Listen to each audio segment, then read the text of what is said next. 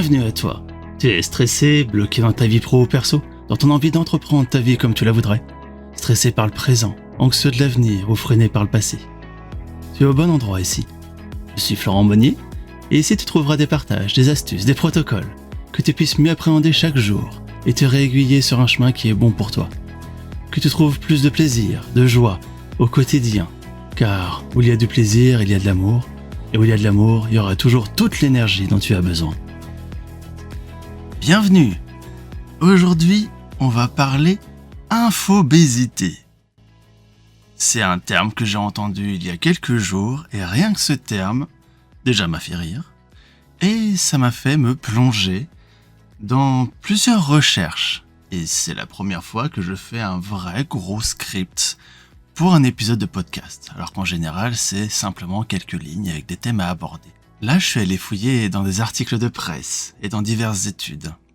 Et comble de l'ironie, de parler infobésité, aujourd'hui ne manque pas de saveur vu que mon appartement est complètement rempli de chocolat au lendemain de l'anniversaire de ma fille. Donc je suis gavé de chocolat, j'ai certainement pris du poids sans atteindre l'obésité, mais parler d'infobésité aujourd'hui, ça ne manque pas de piquant. Alors c'est quoi l'infobésité ? Eh ben, c'est l'excès d'information, l'infobésité. Vas-tu s'informer, apprendre, comprendre ce qui se passe autour de soi ? On a tous envie, besoin quelque part de se tenir informé de ce qui passe. Ça nous paraît important, ça nous paraît utile. Ça nous donne l'impression d'avoir plus de contrôle sur notre vie. Mais il y a des moments où on se sent surchargé d'informations. C'est ça, l'infobésité. Alors c'est ok de s'informer sur les infos qui nous touchent, mais à quel moment on s'arrête les infos qui nous concernent vraiment et celles qui sont superflues, celles qui entraînent un gavage, une obésité. Est-ce que tu arrives à faire le tri dans cette montagne d'informations et à ne prendre à cœur que ce qui te touche vraiment en rejetant au loin ou à la poubelle ce qui te concerne pas du tout ? Qu'est-ce qui va vraiment impacter ta vie, celle de tes proches, dans ce que tu reçois comme information, et qu'est-ce qui ne va pas du tout l'impacter, mais qui t'impacte quand même ? Vois-tu, le cycle 24-24 d'informations, ça a commencé en 1980 avec la CNN. On a pu voir la guerre du Golfe de 1991 en temps réel à la télé. Puis sont arrivés les réseaux sociaux qui ont à peine la vingtaine. Et de plus en plus de vidéos se développent, au point qu'on a accès maintenant à un contenu d'actualité en direct, à toute heure, depuis notre mobile. Donc on peut s'informer où on veut, quand on veut, et des fois on est informé un peu n'importe comment, même si on ne le veut pas. Et le fait de regarder des vidéos d'information, même à l'autre bout du monde, ça fait qu'on se sent très impliqué. Certaines mauvaises langues disent que c'est volontaire d'ailleurs, que c'est fait pour te maintenir dans un état de stress. Mais ça peut être aussi très très positif de se tenir informé. Où se trouve la limite ? Se sentir impliqué est très générateur de stress quand on est inondé d'informations négatives. Catastrophes, guerres, terrorisme, etc. Et même si ça ne nous touche pas directement, ni nous, ni nos proches, ça nous génère de l'empathie. Et génère du stress supplémentaire parce qu'on ne peut rien y faire. On est simplement paumé à être un simple spectateur empathique, impuissant, qui regarde des trucs graves, qui nous touchent, on ne sait pas pourquoi, on ne sait pas comment. Et on en reste là. Parce que nos cerveaux sont câblés pour dépister le danger et y répondre toujours par le système combat, fuite, soumission. Même pour ces événements lointains qui n'impactent pas réellement notre vie. Ce qui peut amener un sentiment d'être dépassé. Bah oui, en quoi le fait qu'un immeuble s'effondre en Chine va impacter ta vie ? Ce n'est qu'un exemple. Bien qu'on ne soit pas en danger physique imminent, nos cerveaux sécrètent les mêmes produits chimiques de stress que si on avait ce danger physique imminent en face de nous. Et au fil du temps, ça peut entraîner des difficultés émotionnelles et un énorme sentiment d'épuisement. Une véritable fatigue informationnelle. On peut déjà être anxieux, déprimé pour plein de bonnes raisons, mais je t'invite à ne pas sous-estimer l'impact du fait d'être inondé d'informations H24.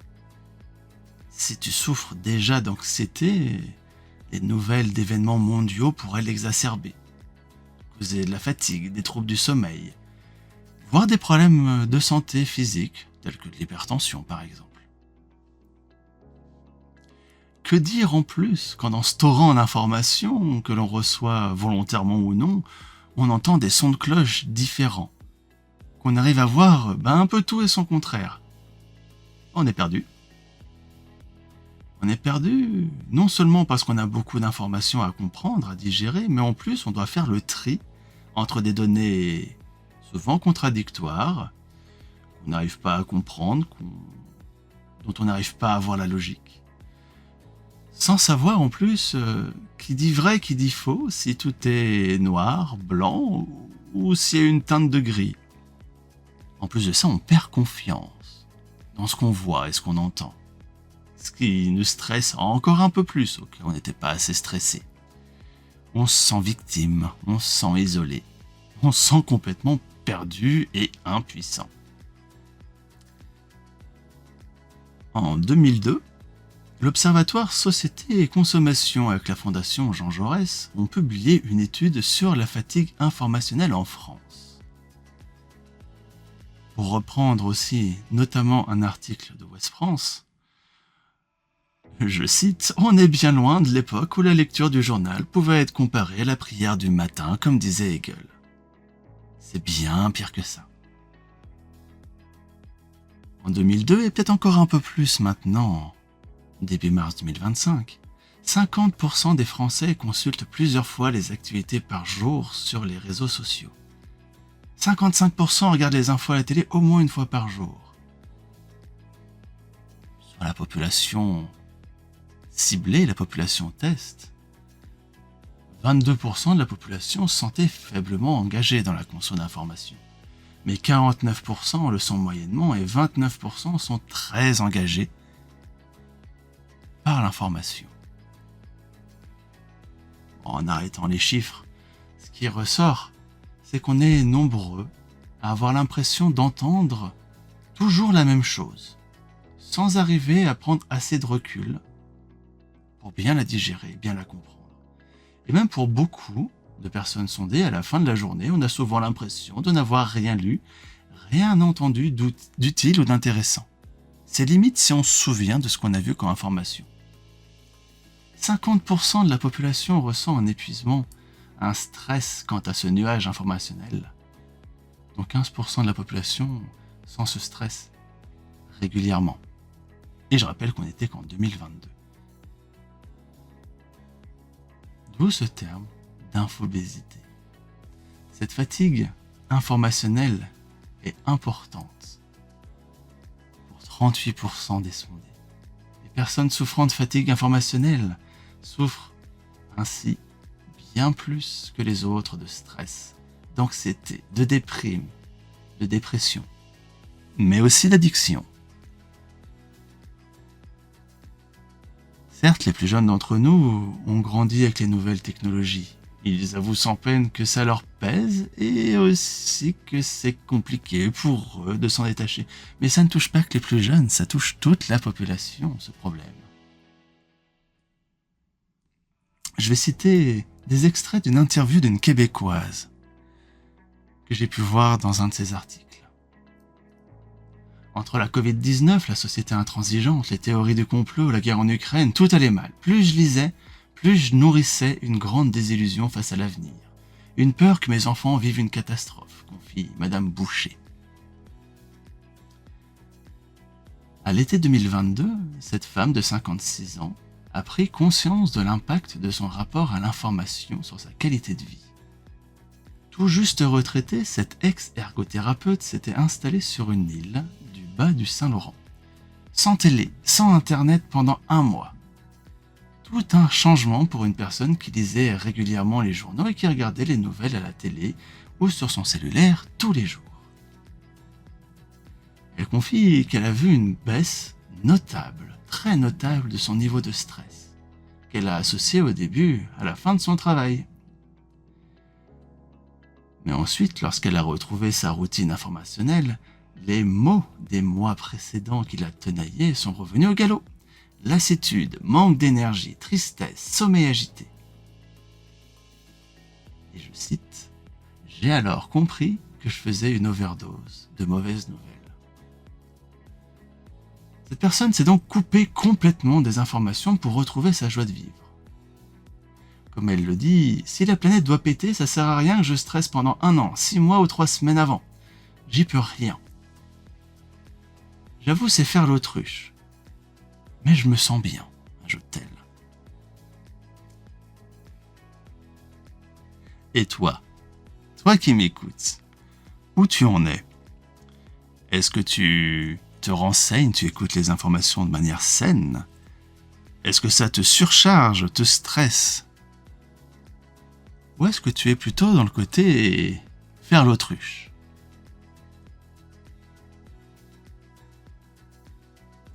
Vouloir décrocher des nouvelles, c'est un réflexe normal, selon le professeur Drouin, professeur au département de psychologie de l'UQAM. Avec l'information en continu et la multiplication des plateformes, on a largement dépassé notre capacité d'assimiler toutes ces informations, ce qui crée des niveaux de tension et d'anxiété élevés et un sentiment d'impuissance, de perte de contrôle, explique ce psychologue. Depuis la pandémie, beaucoup des patients de cette personne ont choisi d'adopter la stratégie de l'évitement. Que faire alors? Est-ce que c'est bien de faire l'autruche? Est-ce que c'est mieux de continuer à se charger d'infos en étant conscient des risques? Est-ce ok, cette infobésité? Ou est-ce qu'il y a un juste milieu? À toi de voir comment tu vis ces torrents d'informations et comment ils t'impactent. Je vais te proposer quelques petits points à voir, à travailler, si tu te sens un petit peu trop stressé, voire beaucoup trop stressé par ces informations qui arrivent à la chaîne. Je t'invite déjà à ne pas culpabiliser. Si tu as besoin, si tu ressens le besoin de faire des pauses et de faire l'autruche pendant quelques temps, voire pendant très longtemps. Ce n'est pas faire manque d'empathie que s'isoler du domaine de l'information. C'est simplement que tu écoutes un besoin de retrouver un équilibre. Donc, premier point, accepte les émotions qui te traversent. C'est les tiennes.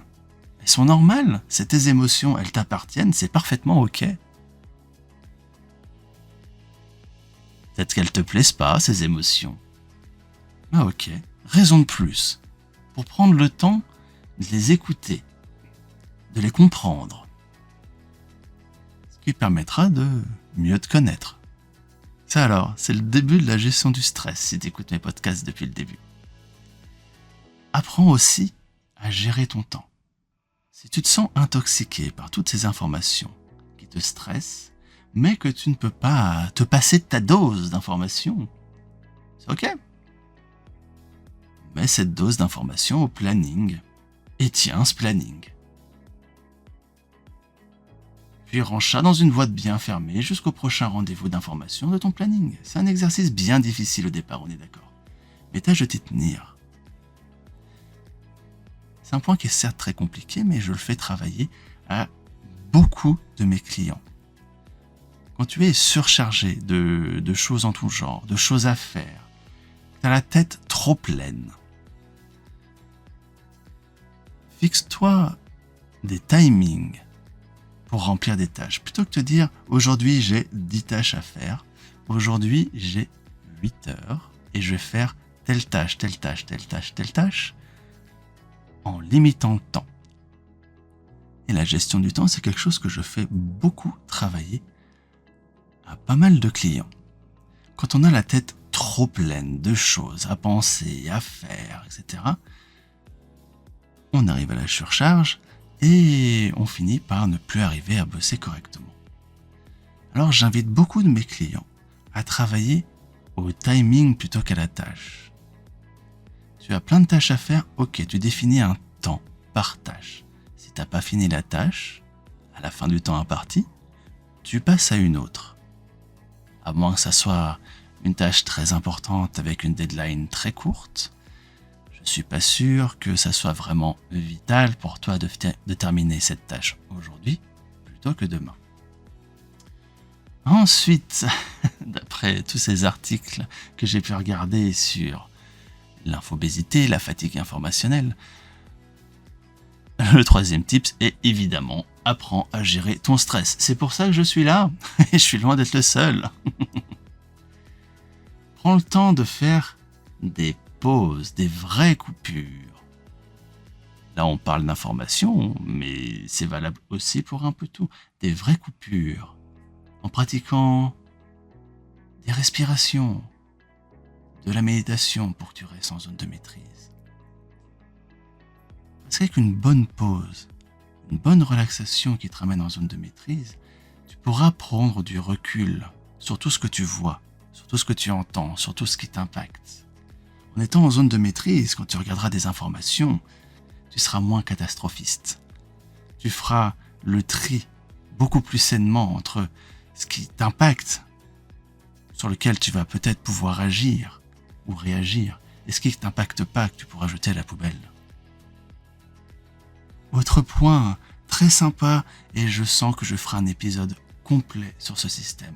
Pratique la gratitude. Tu vois plein d'infos négatives, partout, un peu trop tout le temps. Ok, mets un poids dans la balance en allant pratiquer la gratitude. Matin, midi et soir, tant qu'à faire, comme une belle prescription médicale, trouve au minimum 3 belles choses qui te touchent particulièrement, pour lesquelles tu peux éprouver de la gratitude. Ça peut être des choses très simples, peu importe ce que c'est. L'idée, c'est d'apporter des trucs positifs à ton cerveau. Même si je suis simplement content d'avoir pris 5 minutes pour boire un café. Je suis en gratitude d'être en sécurité chez moi. C'est pas le cas chez tout le monde. Je suis en gratitude d'avoir un toit, d'avoir de quoi manger. Je suis en gratitude d'avoir bien dormi. Et tu vas trouver plein d'autres choses. Pratique ça 3 fois par jour. Trouve au minimum 3 choses. Ça va contrebalancer toute la négativité qui peut te toucher si tu es encore sous la vague de l'information.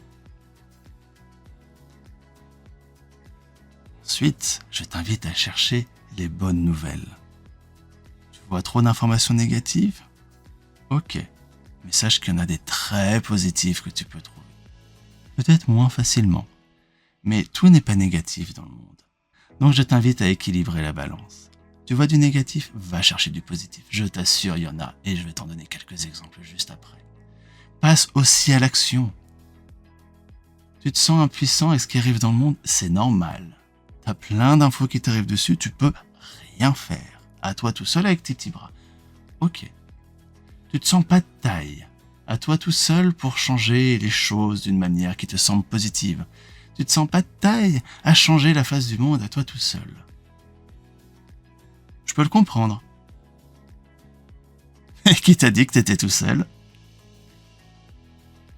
Et qui t'a dit que faire juste un petit peu, juste un petit quelque chose dans tes capacités, c'était déjà pas mal. Quand j'ai écrit ces lignes, je me suis rappelé un sketch du comique que je préfère.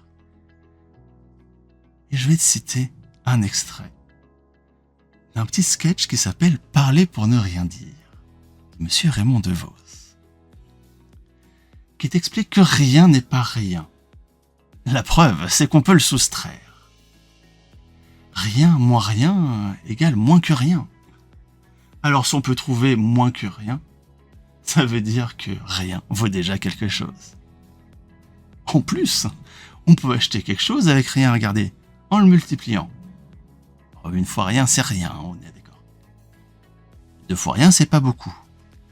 Mais 3 fois rien. Et bien pour 3 fois rien, on peut acheter quelque chose. Et pour pas cher. Et oui, c'est avec des petits riens qu'on peut faire changer les choses. Je vais te donner des petits exemples qui, moi, me touchent.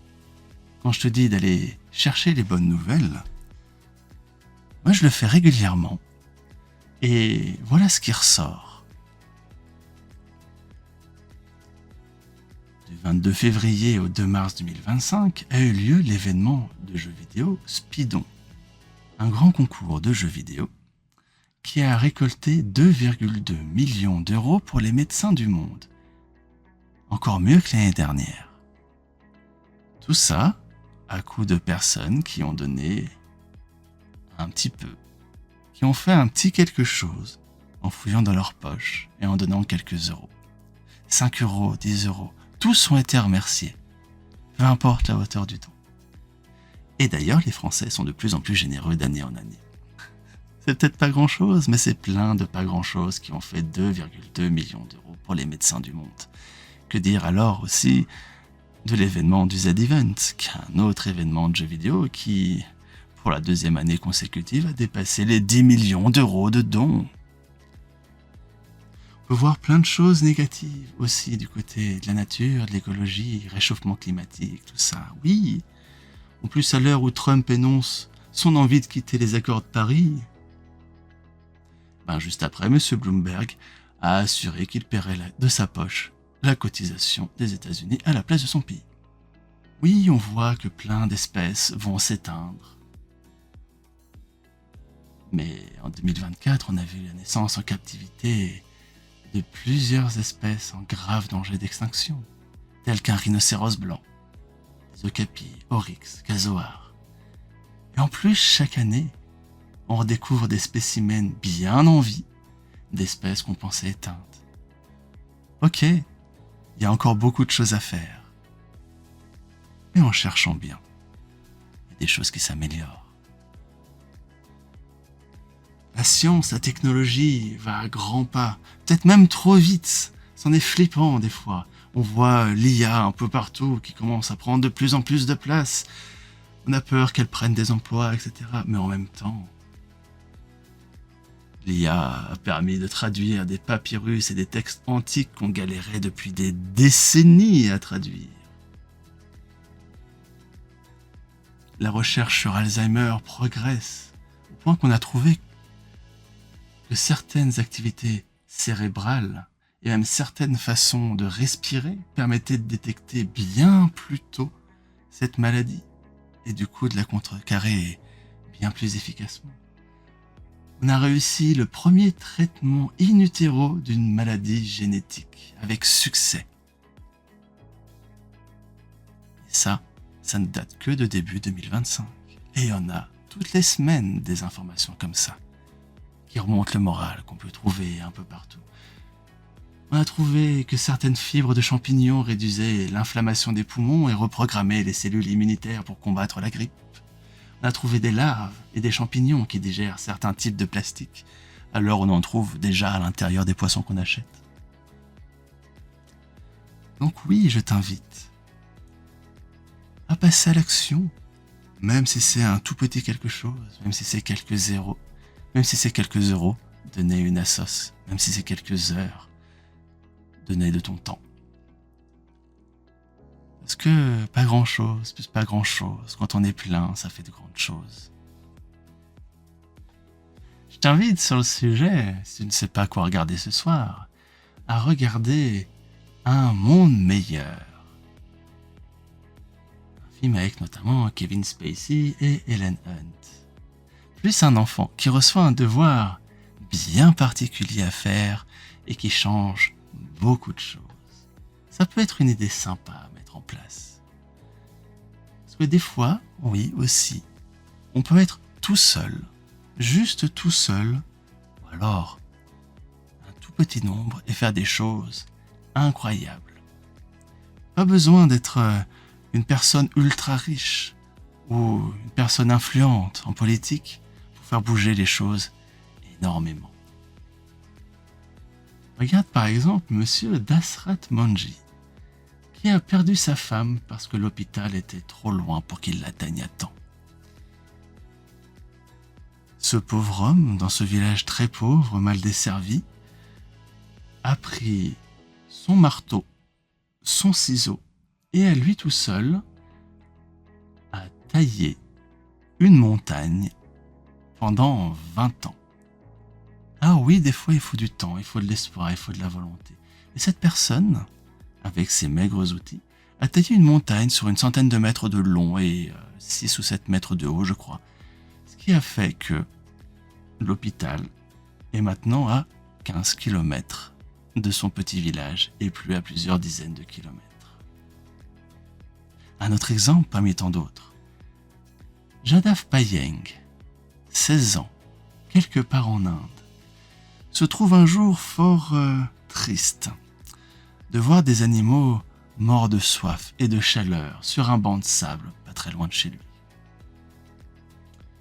Ça le révolte et il se dit « Je vais rendre ce banc de sable plus habitable ».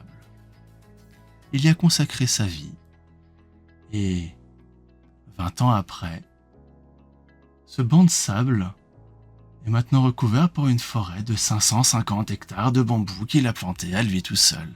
Cette forêt héberge nombre d'animaux, dont des tigres, et il y vit toujours.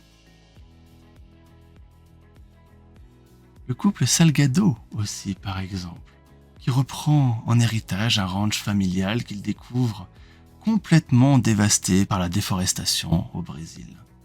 Qu'à cela ne tienne, ils se retroussent les manches, fondent une association et vont chercher quelques contacts. Et en 20 ans, c'est une forêt luxuriante de 2 millions d'arbres qu'ils ont développée. Tout ceci, moi, ça m'impacte. Ça me fait plaisir et j'adore faire ça. Je t'invite à faire de même. Et surtout, je t'invite à ouvrir ton radar. Si tu vois que du négatif, trop de négatif, trouve du positif. Va le chercher et il viendra de plus en plus à toi. Je t'invite à agir pour toi en cherchant le positif, agir où tu peux, comme tu peux, en fonction de ce que tu peux. Pour toi, déjà. Parce que toute action que tu entreprendras bien alignée, ça va te faire un bien fou. C'est là aussi que tu vas pouvoir trouver du plaisir dans ce que tu fais. Et si tu fais ça avec plaisir, avec amour, eh ben tu auras toute l'énergie dont tu as besoin pour être heureux et pour faire toutes les tâches pour lesquelles tu seras aligné. À très vite pour la suite.